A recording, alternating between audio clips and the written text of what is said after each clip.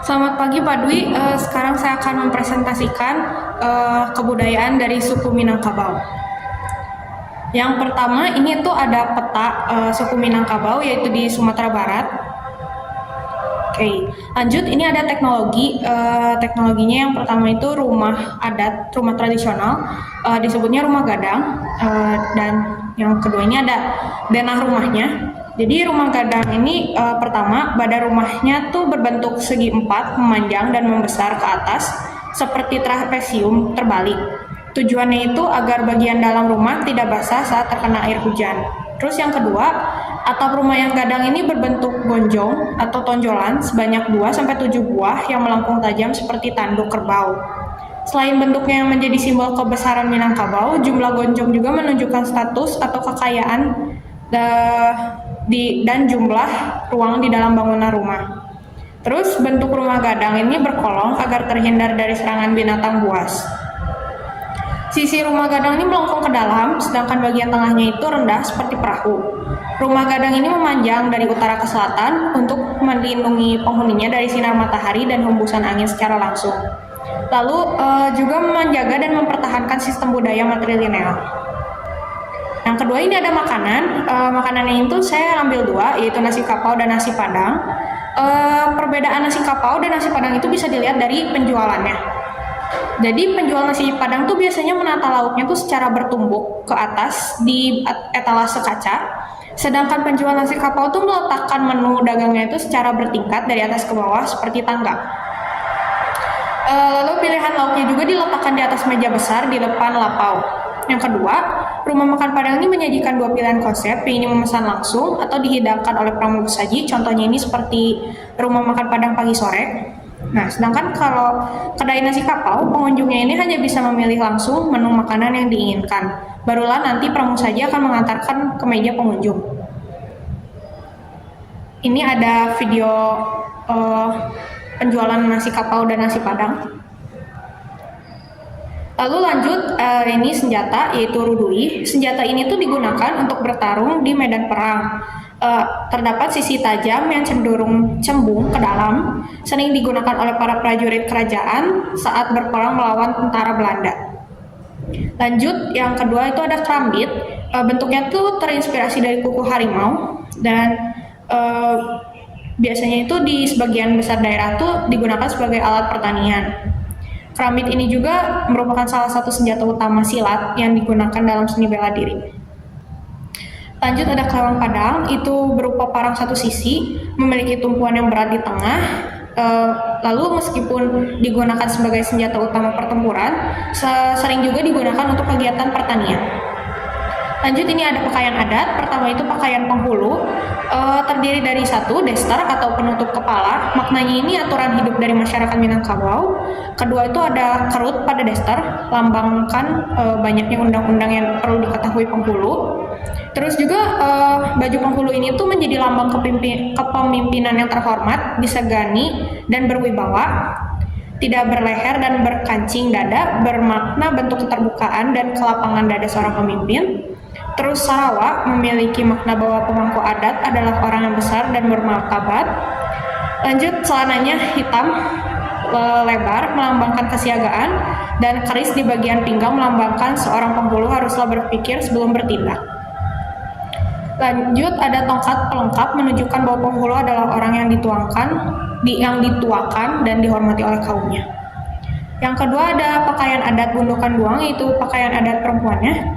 Terdiri dari satu penutup kepala, memiliki makna orang yang memakainya adalah pemilik rumah gadang. Baju kurung bermakna harus mematuhi batasan adat dan tidak boleh melanggar. Balapak bermakna seorang perempuan harus bertanggung jawab melanjutkan keturunan. Lalu kain sarung artinya harus bisa menempatkan sesuatu pada tempatnya. Perhiasan sebagai simbol yang mengandung norma dan nilai yang digunakan dan sebagai acuan dalam kehidupan masyarakat. Lanjut ini ada religi. Religi yang pertama itu ada upacara turun mandi. Tradisi ini tuh biasanya dilakukan pada bayi yang baru berapa hari dilahirkan. Memiliki beberapa makna seperti bersyukur, menjaga kekayaan budaya dan silaturahmi. Untuk tata caranya itu yang pertama palo nasi, arang, darah ayam dicampur, 2 bejana diletakkan di tempat yang ditentukan dan satunya dibawa hingga ke tempat pemandian. Kedua, dapat dilakukan oleh anak berumur 40 hari. Ketiga, setelah pemandian, bibit kelapa yang dihanyutkan dari hulu lalu ditangkap oleh sang ibu ketika mendekati bayi. Dilakukan pengambilan batu menggunakan tangguak, bibit ditanam di sekitar rumah, dan batu digunakan untuk menyumbat tanah galian. Kedua ada tabuik, yaitu peringatan hari wafatnya cucu Nabi Muhammad SAW, yaitu Husain bin Ali. Legenda mengisahkan bahwa setelah wafatnya sang cucu Nabi, kotak kayu berisi potongan jenazah Husain diterbangkan ke langit oleh burung. Berdasarkan legenda inilah, setiap tahun masyarakat Pariaman membuat tiruan dari burung yang sedang mengusung tabut di punggungnya. Rangkaian tradisi tabuik di Pariaman itu terdiri dari 7 tahapan, yaitu mengambil tanah, menerbangkan batang pisang, mataam, mengarak jari-jari, mengarak sorban, tabuik naik pangkek, hoyak tabuik, dan membuang tabuik ke laut. Kesenian yang pertama ada saluang, yaitu terbuat dari talang atau bambu tipis. Hal utama dalam memainkan saluang ini cara meniup dan menarik nafas secara bersamaan, sehingga peniup saluang dapat memainkan alat musik itu dari awal hingga akhir lagu tanpa putus, atau biasa disebutnya circular breathing. Pembuatan saluang ini tuh lebih rumit dibandingkan seruling pada umumnya, dan hanya orang yang ahli dalam memainkan saluang yang bisa membuat saluang karena ada tata cara tersendiri dalam membuatnya. Kedua ini ada kesenian silek, yaitu silek Minangkabau diperuntukkan sebagai kemampuan untuk menjaga diri karena orang Minang ini memiliki kebiasaan merantau sejak ratusan tahun lalu. Dalam bahasa setempat, silek berguna untuk 2 hal, yaitu panjago diri atau membela diri dari serangan musuh, dan parikpaga dalam nagari, yaitu sistem pertahanan negeri atau daerah. Kesenian ketiga itu ada tari piring. Awalnya ini tarian ini tuh digunakan sebagai ritual untuk mengucapkan rasa syukur hasil panen yang melimpah. Namun untuk saat ini tuh tari piring merupakan ekspresi budaya yang berupa hiburan. Tari piring ini ditarikan oleh 2-5 orang atau lebih, menggunakan properti yaitu 2 piring, memiliki 4 gerakan pokok yaitu gerakan sembah, gerakan mencurah, gerakan malunya, dan tupai bagalui. Nah ini untuk bahasa ini ada aksara Minangkabau, jumlahnya itu 15 buah. Lanjut mata pencaharian, jadi di wilayah Sumatera Barat ini tuh secara ekologisnya itu kan dibentuk oleh bukit, lembah, dan pegunungan serta dataran rendah, dan kebanyakan diisi oleh muara sungai yang dilengkapi oleh pantai laut lepas yang mengarah ke Samudra Indonesia. Karena kondisi ekologis inilah masyarakat Minang mempunyai profesi mayoritas yakni nelayan, petani, dan pedagang. Untuk sistem ilmu pengetahuan, ini tuh ada hewan yang paling terkenal di suku Minangkabau yaitu kerbau. Menurut legenda ini nama Minangkabau berasal dari gabungan 2 kata, yaitu Minang berarti menang dan Kabau yaitu berarti kerbau, karena terjadinya adu kerbau. Kemenangan tersebut tim masyarakat Minang mengenang kejadian tersebut dengan membuat atap rumah dan penutup kepala bundokan duang seperti tanduk kerbau. Yang kedua itu ada pohon andalas.